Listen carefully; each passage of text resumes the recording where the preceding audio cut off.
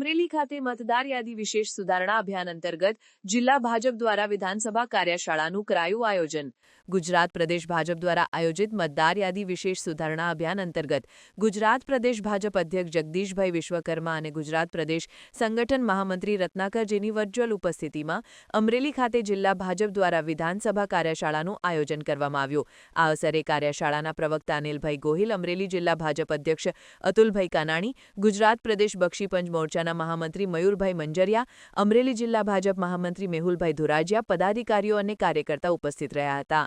અને મહામંત્રી શ્રી રત્નાકરજી એમણે ખૂબ જ સરસ રીતે આપણને માર્ગદર્શન ત્યાં આપ્યું હતું અને ખૂબ જ ગંભીરતા લેવા માટેની દરેક કાર્યકર્તાઓને આહવાન પણ કર્યું છે, જેમાં હું અપેક્ષા રાખું છું અમરેલી વિધાનસભાના કુલ આપણે 285 બૂથો થાય છે, એ પૈકીના 77 શક્તિ કેન્દ્રો બને છે, 118 જેટલા ગામડાઓ છે, 7 જિલ્લા પંચાયતની બેઠકો છે। કાર્યશાળામાં અપેક્ષિત BLA2 બૂથ પ્રમુખ તેમજ પ્રદેશના હોદ્દેદારશ્રીઓ તેમજ વિવિધ જવાબદારી સંભાળતા આગેવાન કાર્યકર્તાઓ, આજની આ કાર્યશાળા ખૂબ જ મહત્વની છે અને આગામી 1 મહિના સુધી ચાલે। પોતે આખું ચકાસી લેવું જોઈએ ને આપણા ઘરથી આપણે શરૂઆત કરવાની, એટલે આપણને ખ્યાલ આવી છે કેવી રીતે ફોર્મ ભરવાનું છે ને ફોર્મમાં કઈ કઈ વિગતો માંગેલી છે। નેક્સ્ટ, આ તમામ પ્રકારની વિગતો છે, આ ઇંગ્લિશમાં છે પણ એ અઘરી નથી, એમ કે નામ, સરનામું, એડ્રેસ, પછી આપણા જે કાંઈ ડોક્યુમેન્ટ હોય એ એની સાથે જોડવાના છે અને આ ફોર્મ ભરી અને BLOને આપવાનું રહેશે। નેક્સ્ટ, આ ફોર્મ ક્યાંથી મળશે અને કેવી રીતે ભરવું તો એ શોર્ટકટ તમને કીધું, BLO છે એના દ્વારા ફોર્મ મળશે।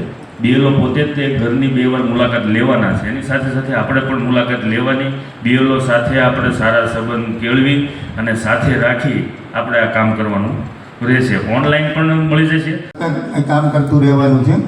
આ મતદાર યાદી સુધારણા કાર્યક્રમ આમ તો 20 કે 25 વર્ષે એક વખત થતો હોય છે, એટલે આ કોઈ નવી પ્રક્રિયા નથી।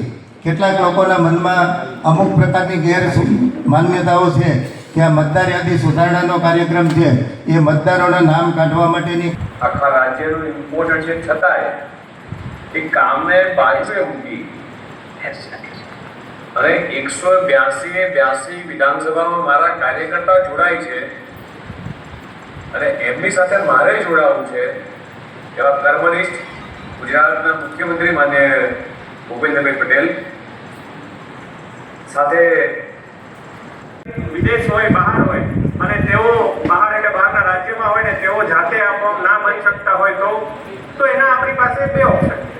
પહેલું કે એના પરિવારમાંથી જે કોઈ પણ વ્યક્તિ અહીંયા હાજર હોય તેઓ એમના વતી તમામ માહિતી ભરી અને ફોર્મ પોતે આપી દે તો પણ SIRમાં એમની નોંધણી થઈ જશે અને વ્યવસ્થિત એમની નોંધણી એક એવું કહેવાય છે કે આ નોંધણી વેલિડ છે। સમાચારની અવનવી અપડેટ જોતા રહો નિખરતા ગુજરાત ન્યૂઝ સાથે। નિખરતા ગુજરાત ન્યૂઝને લાઇક, શેર, સબસ્ક્રાઇબ કરો અને બેલ આઇકન દબાવીને સમાચારની ઝડપી માહિતી મેળવો।